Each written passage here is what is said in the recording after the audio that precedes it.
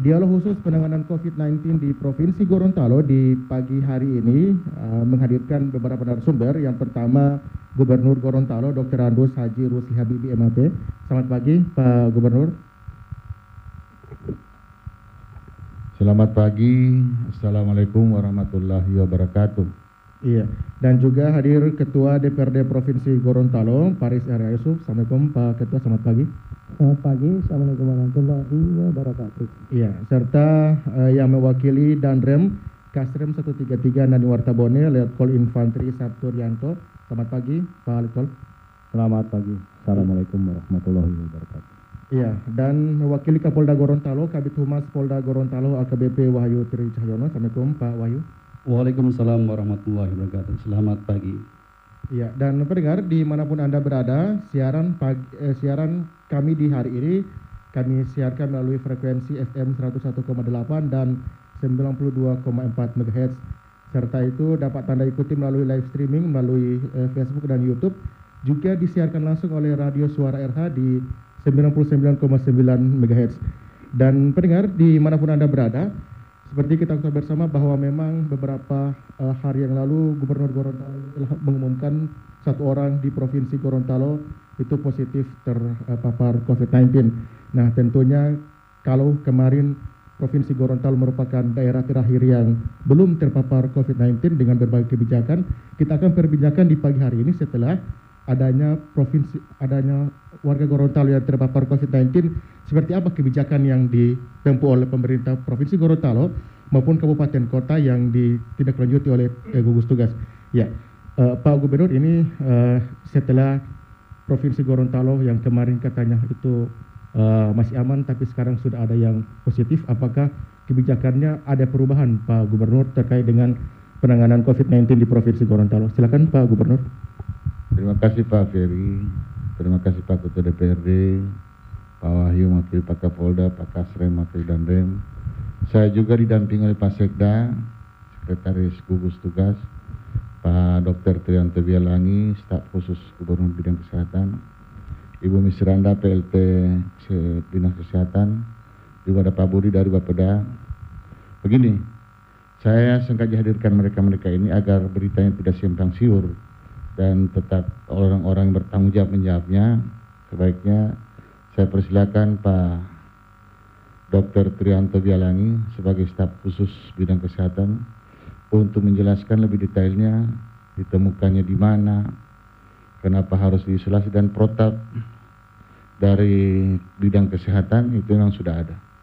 Saya persilakan mungkin Pak Dr. Tri agar lebih jelas dan masyarakat lebih fokus, dan mungkin ada tambahan dari PLT Polri Dinas Kesehatan. Ada juga Direktur Rumah Sakit Ainon, Ibu Dr. Yana Suleman. Selamat datang, Bu. Terima kasih. Bismillahirrahmanirrahim. Assalamualaikum warahmatullahi wabarakatuh. Selamat pagi, salam sejahtera buat kita sekalian. Menghadapi COVID-19 yang ada di Provinsi Gorontalo ini, kita awalnya di posisi pencegahan. Sekarang kita sudah masuk di samping pencegahan, kita sudah masuk ke penanganan.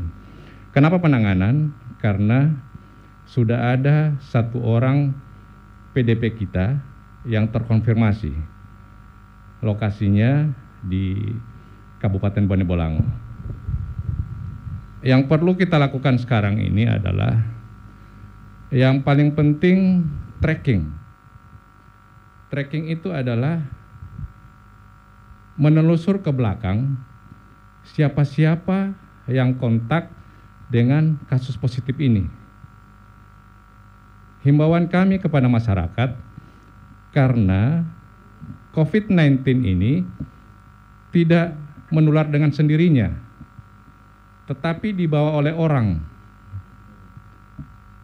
Karena dibawa oleh orang, aktivitas daripada positif ini kita tracking ke belakang. Ini perlu kerjasama kita semua, baik secara pasif maupun secara aktif. Yang secara pasif, kami menghimbau kepada masyarakat untuk bisa melaporkan diri bagi yang merasa berkontak dengan penderita COVID-19 yang positif ini. Secara aktif, kami dari tim gugus itu akan mengadakan tracking langsung, mungkin dibantu oleh bapak-bapak dari TNI dan Polri, serta unsur masyarakat yang lainnya, utamanya pemerintah kabupaten kota. Jadi ini sebagai awal dulu, sebagai laporan dari kami, dan sejak mulai positifnya itu, kami sudah mulai tracking. Sekarang gugus tugas bidang kesehatan sudah melakukan tracking dan sudah mulai kami data. Di hari pertama siapa yang ketemu beliau, hari kedua, hari ketiga, dan seterusnya sampai hari ini. Barangkali demikian Pak Gubernur sebagai laporan awal. Makasih. Iya, pendengar dimanapun Anda berada, Anda di rumah saja, dengarkan Radio Tangga Bencana di 99, maksud kami di 101,8 MHz dan 92,4 MHz.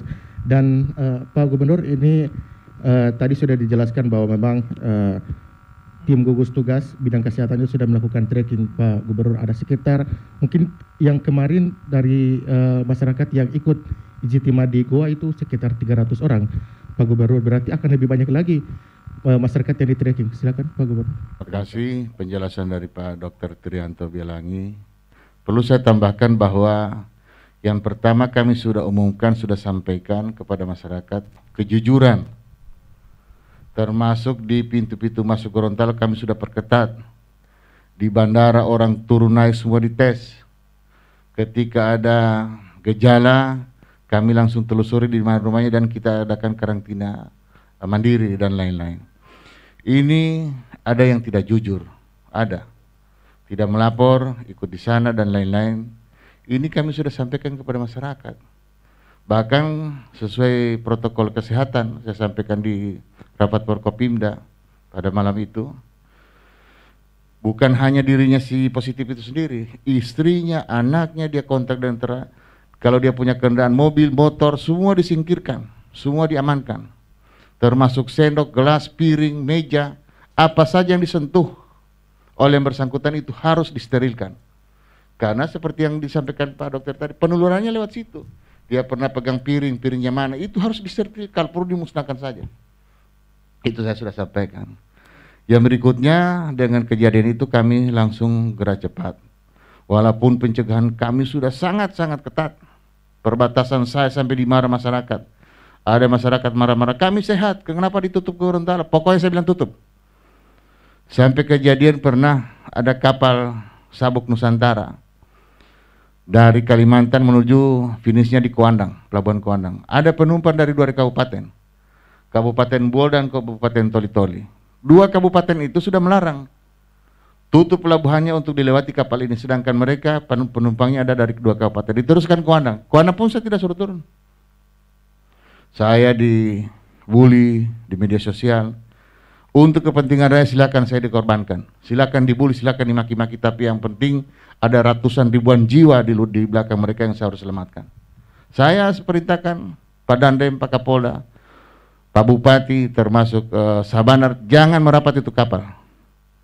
Khusus penumpang Gorontalo silakan turunkan. Penumpang dari tempat lain kembalikan ke tempatnya masing-masing. Sampai begitu yang kita lakukan. Jadi intinya Bapak Ibu Saudara, kejujuran dari masyarakat. Sudah dijelaskan di media sosial, di TV, Pak Presiden, para menteri, gubernur, bupati, wali kota se-Indonesia, bahkan Gorontalo, tidak habis-habisnya Forkopimda mengajak, walaupun bisa lama itu, sudah habis oktak. Jatan mam bisa lalu, bahasa Enggeleti, bahasa Gorontalo, bahasa Melayu. Saya juga sudah himbau kepada teman-teman, coba jangan gunakan COVID-19 ini, virus saja, virus corona. Karena pernah ada yang tanya saya, Pak Gubernur, uti virus corona dari pelapatan mah COVID-19 poli, mawon uti, padahal sama. Sehingga istilah-istilah yang berbau-bau bahasa dari sana, dari jauh-jauh itu, terjemahkan saya ke bahasa Indonesia. Kalau perlu bahasa Gorontalo. Kira-kira di mah Gorontalo tadi itu mengerti, seperti itu. Ya, itu tambahan dari saya Pak, terima kasih. Iya, Pak Gubernur, ini ada hal yang menarik Pak Gubernur. Pak Gubernur setiap hari menghimbau kepada masyarakat untuk berdiam diri di rumah, tidak melakukan social distancing. Tapi Pak Gubernur sampai dengan malam hari masih jalan-jalan seperti malam tadi masih jalan-jalan Pak Gubernur, itu seperti apa Pak Gubernur? Dan ini juga kadang-kadang saya dengan istri suka bersaut-sautan. Istri saya kemana saya larang. Begitu saya lihat fotonya bagi-bagi masker di Ayu Molingo dan bagi sembako di mana-mana, saya larang. Memang dia pakai masker, cuma nggak pakai kaos tangan bagi-bagi. Tadi malam lagi saya dikritisi, kamu ngelarang saya, kamu sendiri tengah malam keluar bagi-bagi makanan, apa kamu anggap mereka sudah bersih? Ya memang kesalahan saya, dan itulah saya. Susah melihat orang susah. Sehingga saya semalam meyakinkan bahwa masyarakat ini pada malam minggu ini masih keluyuran tidak. Ternyata terima kasih Pak Kapolda, para petugas Polri dan TNI, Pak Kasrem, kesigapan teman-teman di lapangan, sehingga saya pas begitu lewat salah satu rumah makan McD, saya mampir. Itu spontanitas, saya mampir, saya belanja, ya kurang lebih 40 bungkus, saya bagi-bagi ke petugas. Kasihan mereka juga masyarakat.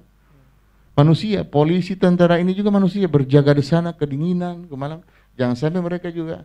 Itu enggak seberapa, tapi nilai daripada perhatian saya itu. Dan mohon maaf kalau saya semalam masih keluar. Dan itu kebiasaan saya.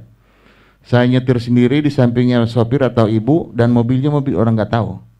Saya melihat situasi malam, alhamdulillah Pak Kapolda, TNI Polri, Pak Kasrem telah bekerja maksimal untuk menyadarkan manusia. Kami sekarang menyadarkan, tinggal menunggu kesadaran.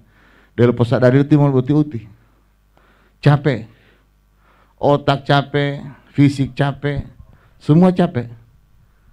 Uangnya habis yang harus kita buat jembatan, harus kita bikin jalan untuk listrik, Mahyani. Habis kita kuras untuk membantu para masyarakat yang terpapar dengan virus corona ini. Terima kasih Pak Fer. Iya, sekali lagi Pak Gubernur. Terkait dengan himbauan pemerintah pusat untuk melakukan refocusing anggaran untuk Provinsi Gorontalo sudah selesai Pak Gubernur ya? Alhamdulillah sudah selesai, tapi ada beberapa kabupaten yang masih kami koreksi. Tadi Pak Kepala Bapeda laporkan ke saya tadi jam 7 pagi. Saya sudah diskusikan dengan Pak Sekda, nanti akan kita surati. Karena selain penduduknya banyak, daerahnya luas, tapi kurang proporsional. Kalau kami udah 78 miliar, dan ini Ketua DPRD dan pimpinan DPR serta fraksi 7 fraksi sudah setuju untuk penggeseran anggaran ini. Kami lagi menyiapkan lagi 75 miliar. Kemarin kami sudah putuskan dengan diperpanjang masa corona ini kita mencari lagi 75 miliar untuk sektor kesehatan, untuk sektor pendidikan, dan untuk jaring pengaman sosial. Ini konsekuensinya kalau orang kami rumahkan, pegawai kami rumahkan, orang sekolah kami rumahkan, dampaknya sangat banyak sekali. Ini kami sudah hitung. Contohnya tukang bentor, angkutan kota, rumah makan, tukang gunting pun terpapar sekarang. Restoran-restoran, rumah makan kecil, tukang cuci, mereka nggak bisa keluar rumah lagi. Ini yang harus kami rumuskan siang malam, apa pola yang paling bagus untuk jaring pengaman sosial ini.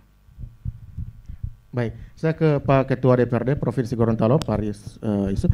Pak Ketua, ini terkait dengan anggaran tentunya berkaitan erat dengan DPRD Pak Ketua. Nah, dari pihak DPRD apakah sudah menyetujui atau seperti apa Pak Ketua? Silakan Pak. Baik, terima kasih. Saya kira sebelum saya menyampaikan tentang konteks anggaran, saya kira atas nama lembaga kami mengapresiasi maksimal terhadap pelaksanaan penanganan virus corona di Provinsi Gorontalo yang begitu getol dan usaha keras dari Pak Gubernur, Wakil Gubernur, Forkopimda, TNI Polri yang saya kira kita sudah lihat di lapangan sangat-sangat maksimal. Oleh sebab itu kita dukung semua ini dan langkah-langkah apa saja yang diambil kami siap untuk mendukung hal tersebut. Yang berikut, yang kedua terkait anggaran, saya kira sebagaimana yang disampaikan oleh Pak Gubernur bahwa sudah 2 kali kami melakukan pergeseran persetujuan yang diajukan oleh pemerintah provinsi dan saya kira tidak ada masalah dan semuanya sepakat untuk hal tersebut. Berapa hari yang lalu juga kita sudah geser untuk masalah di Dinas Kelautan, masalah pergeseran anggaran yang terkait dengan ikan dan juga untuk bantuan jaring pengaman sosial. Dan sekarang juga kami tetap siap menunggu untuk hal-hal yang terkait dengan penganggaran, dan rekomendasi kajian kami juga kami sudah sampaikan ke gugus tugas terkait dengan anggaran dan tentang kondisi virus corona saat ini. Rekomendasinya apa Pak terkait dengan anggaran ke gugus tugas? Ya, saya kira pada prinsipnya kita setuju, dan kita sudah ketuk berapa hari yang lalu, sudah 2 kali. Nah, ini bahkan kami tantang dalam konteks positif TAPD untuk mengajukan lagi, dan kami siap untuk mengetuk karena ini memang fardu ain untuk kita tindak lanjuti, tidak ada konteks tawar-menawar karena ini untuk kemaslahatan umat sebagaimana yang telah disampaikan oleh Pak Gubernur tadi. Iya, baik. Saya ke pihak Polda Gorontalo, ada Kabid Humas, Pak Wahyu, ini terkait dengan pengamanan kepada masyarakat seperti beberapa hari yang lalu. Saya juga mungkin karena tugasnya sampai malam, kemarin tadi malam pulang sampai jam 12, itu jam 10 saja itu sudah sunyi sekali kota Gorontalo, Pak. Silakan bagaimana yang dilakukan oleh Polda Gorontalo. Baik, terima kasih. Jadi sebagaimana tugas pokok Polri sudah diatur di dalam Undang-Undang nomor 2 tahun 2002. Bagaimana Polri harus bisa memelihara Kamtibmas, kemudian menegakkan hukum, kemudian memberikan perlindungan, pengayoman, dan pelayanan kepada masyarakat. Tentunya di dalam mengimplementasikan tupoksi inilah maka sebagaimana disampaikan oleh Bapak Kapolri, yaitu salus populi suprema lege existo, yang artinya keselamatan masyarakat rakyat adalah hukum yang tertinggi. Atas dasar itulah maka kita bekerja tanpa mengenal lelah, ya. Artinya kita Polri dan TNI bersatu bergandeng tangan untuk selalu hadir di masyarakat, mulai dari semua titik yang masuk ke wilayah Provinsi Gorontalo tadi sudah disampaikan oleh Pak Gubernur, baik titik perbatasan, jalur darat, laut maupun udara. Ini kita semua sudah bergabung dengan gugus tugas.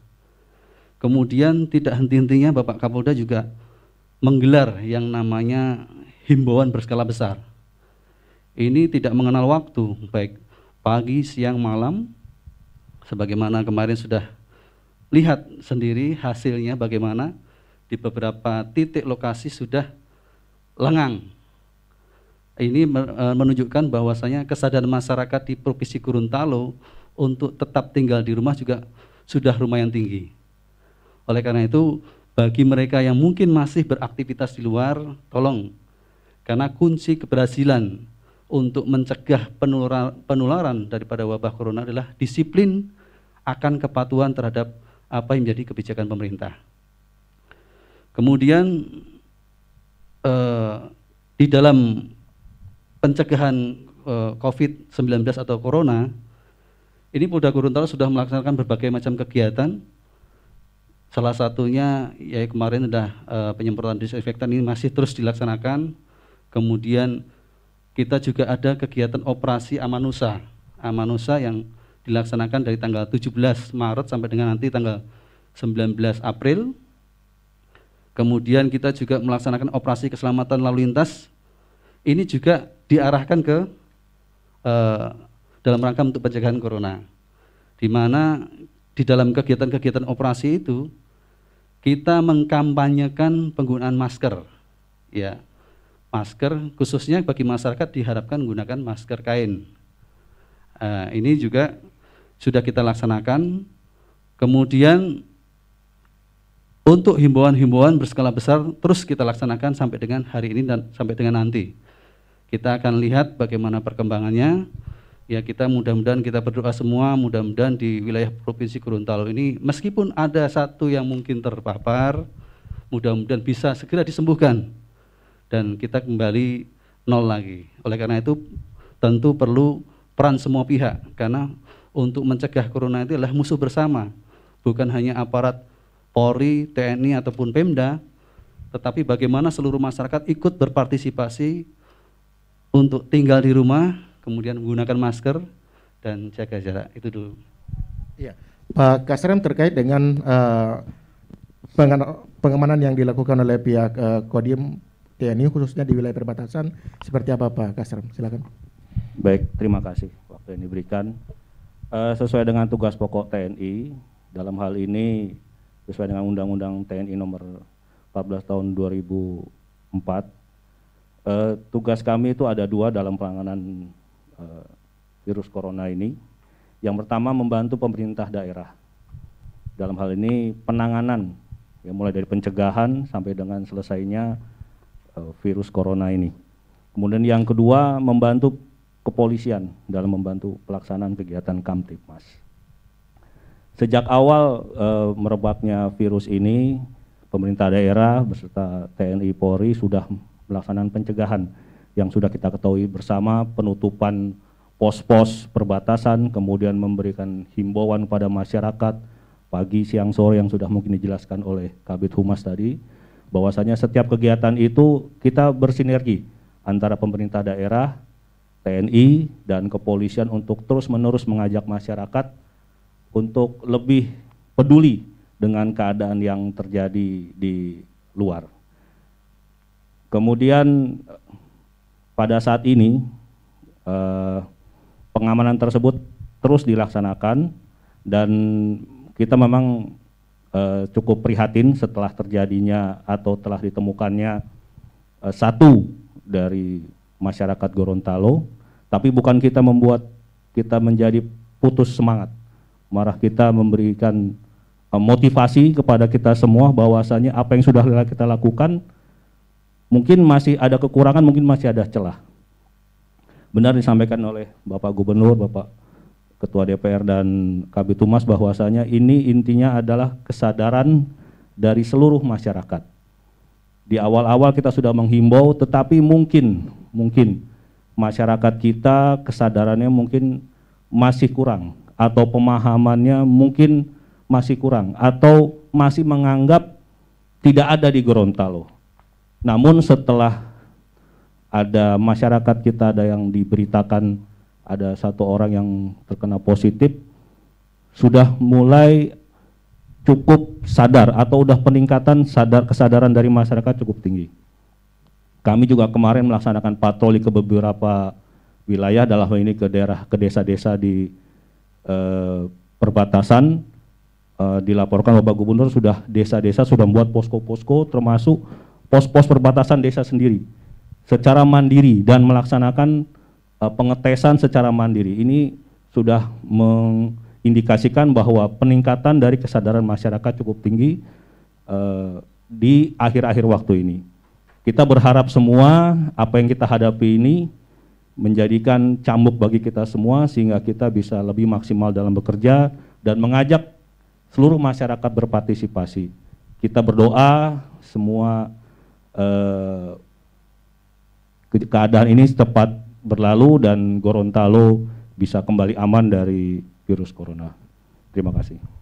Ya, dan pendengar dimanapun Anda berada, menarik yang kita perbincangkan di pagi hari ini. Dialog ini disiarkan melalui dua frekuensi, yaitu di 101,8 MHz dan 92,4 MHz, serta juga disiarkan langsung oleh Radio Suara RH di 99,9 MHz. Dan sebelum kita lanjutkan dialog, kita jeda sejenak, kita ikuti iklan layanan masyarakat berikut ini.